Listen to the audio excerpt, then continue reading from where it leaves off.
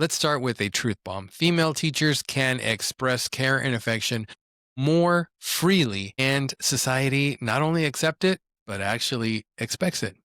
Let me dig into this a little more. Female teachers hug students, call them sweetie, and no one bats an eye or gives a second thought to that.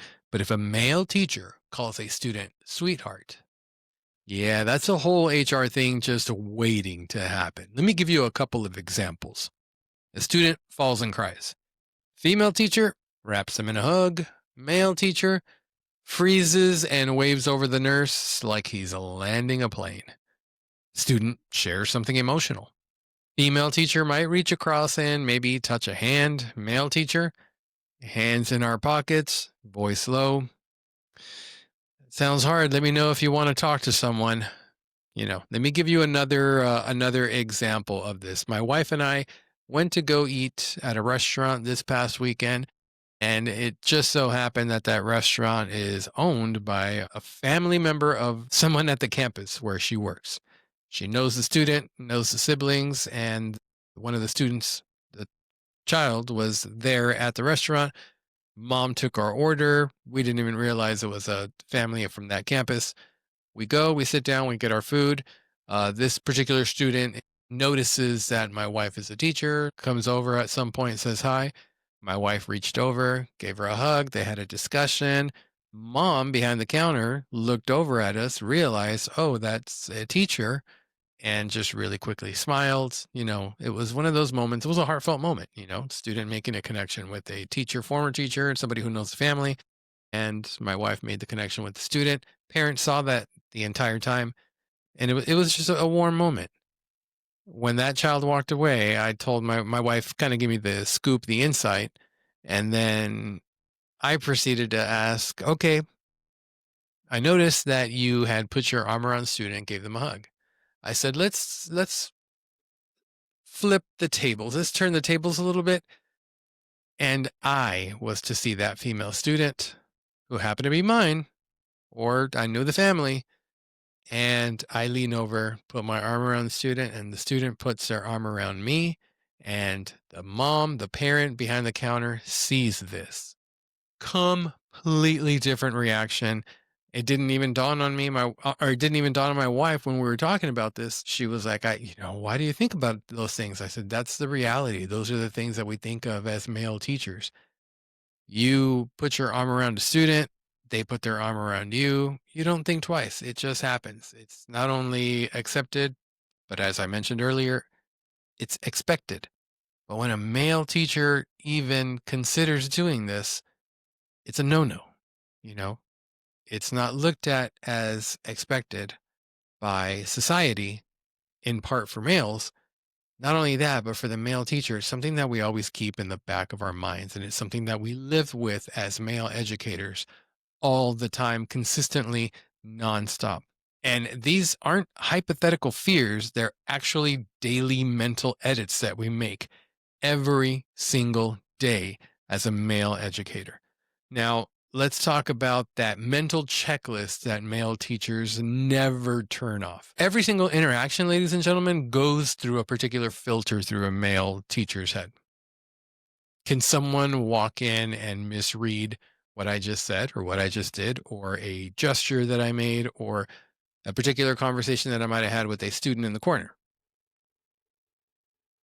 Males, if you've ever complimented an outfit, you probably have thought, should I have said that? Should I not have? When I walk in the hallways at work, particularly middle school campuses and high school campuses, I look down. I don't look at students in passing periods or what have you. I look at the floor. I look at my feet, or I look 10 feet in front of me on the ground. That way I know where I'm walking. But I do not look in the direction of students, because I don't ever want a student, particularly a female student, to get the impression that I looked at them a certain way, that it was interpreted a certain way by a female student, which then now they talk to an adult about, and then I'm the subject of an investigation or something. So, am I standing too close?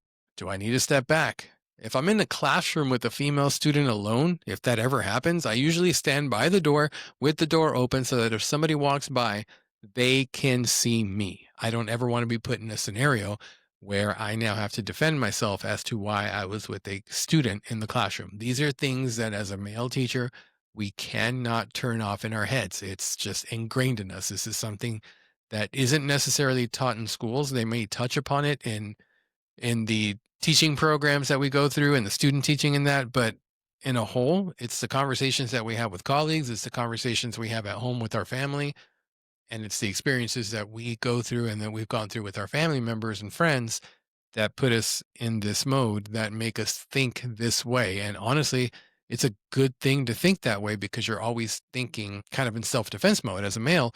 So it's one of the things that we walk around with every single day. Now we've got SB 12. If you're unfamiliar with SB 12 or you don't live in Texas, this is specific to Texas. I believe it's a Senate Bill 12, and it entered the scene September 1st, 2025.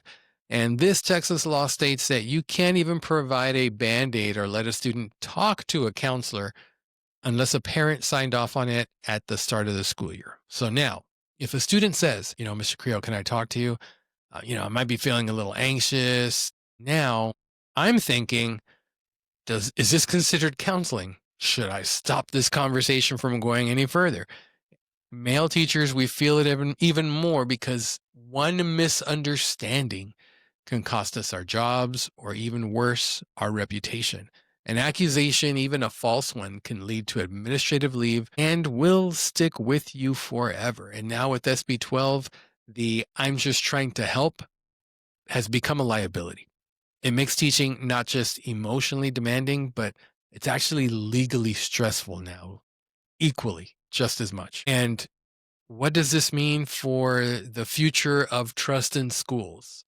One of the big things that we always do with our students is we build relationships. We get to know them. We know about them. We learn about them. We learn their likes, their dislikes, because we can't teach them if we can't reach them. In order to reach them, we have to know them. We have to make ourselves vulnerable and let them know a little bit about us as well. So there's that trust in schools. And what does that mean now with SB 12 in the mix? Specifically, the future of trust in schools. So let's break down SB 12 a little bit. Schools now need an annual written consent from parents to offer health related services, including short term mental health support, and even simple things like first aid. Some districts are interpreting this as you can't even give a kid a band aid without permission slip on file. And that isn't necessarily just a policy, it just changes how we build relationships with students. So a female teacher might not realize, but these policies heighten fear for us males. A simple act of support can feel like walking a legal tightrope. This could create a culture of hesitation. Better not say anything, better not help. That's really not good for students, and it's not good for teachers either. So ask yourself, is it possible that our instinct to protect students might now come across as inaction? Is that the case? So, kind of a lot to unpack. I know we're barely hitting like the 10-minute mark, but there's a lot to unpack here. And there are legalities that have now been placed upon our educational system that were not there before. And I'm not necessarily saying they're bad, they change everything. And they change things for male educators just as much as female educators, but males, we feel it a little bit different. A lot of times, especially with SB 12, when we're talking about mental health, our boys are young men who walk into our classroom. Some of them come from fatherless homes. Some of them don't have a positive male role model in their life. So as a male educator, one of the things that we try to do, I know I try to do this all the time, is be that positive male role model, especially for our Hispanic and our Black Latino students out there, that I want to make sure that they see me as a role model. And sometimes, many times, they ask for advice. And maybe sometimes I might pull them out into the hallway and have a conversation with them about decisions that they make and how that can, stick with them for a while and taking that positive self-righteous route rather than, the quick and instinctive role or reaction that they might have. So now that kind of gets put on pause or questioned because every single action that I come across with students, especially when it comes to giving advice, listening to students, is now kind of looked at through the lens of counseling, student self help. So with SB 12, it kind of muddies the waters a little bit and makes it so that now the antennas kind of go up when that happens in the classroom or in the hallway with the student. And now it's should I even be doing this? Should I talk to an administrator about what I just heard that a year and a half ago I might not have even thought about talking to an administrator because it's a simple conversation in the hallway with the student, but as soon as they start talking about things like anxiety or what have you, now it could potentially be put on the chopping block. So quick call to action right now, ladies and gentlemen. If you are indeed a male educator, I'd like to hear your stories. What boundaries do you hold that others might not see? If you're a female teacher, consider asking your male colleague, what's it like for you? What is your day to day? What goes through your head when you have a student who might come up to you to give you a hug, especially in elementary? I taught elementary for years, and students would come up to me and give me a hug, out in recess or what have you, or I haven't seen them over a long break or over the summer. And my immediate reaction is I turn sideways. I don't ever want a student to hug me, front to front. I turn my side, and if ever they come across, then my arm goes over their shoulder across.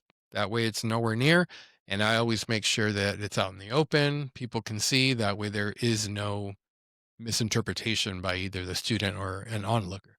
And, for all of us, let's not let that fear freeze out our empathy. Let's start staff conversations. That's something we could do. We could start staff conversations about this, and specifically with SB 12, maybe having those questions, bringing those questions up to our administrators, because we need clear expectations, we need legal clarity, and most of all, we need to build trust amongst our students and our faculty. So, if indeed SB 12 is here to stay, then we need to be proactive about making sure students still get the supports that they need, especially our male students, our Black and Latino students, our Hispanic students. For males like myself, who is a Latino male educator, I want to make sure that our students can come up to me because I look like them, I sound like them, I talk like them. And at times, many times, I'm a male, positive male in their life, and I could be the only one. So